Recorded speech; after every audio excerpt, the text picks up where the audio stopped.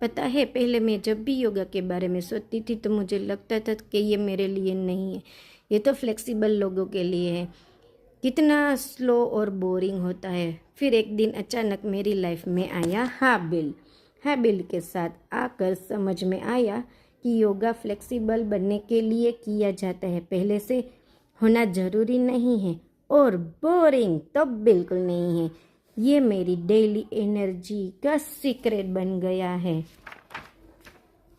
Online yoga classes इतनी engaging है कि कब 45 मिनट निकल जाते हैं पता ही नहीं चलता। अगर आप भी मेरी तरह यही सोचकर रुके हुए हैं तो बस शुरू कर दीजिए। परफेक्शन की चिंता छोड़ दीजिए, बस मैट पर आइए। चलिए साथ में हैबिट बनाते हैं। और 21 दिन का फ्री योगा सेशन तो है ही, मेरे लिंक मेरे कैप्शन में है। बाय।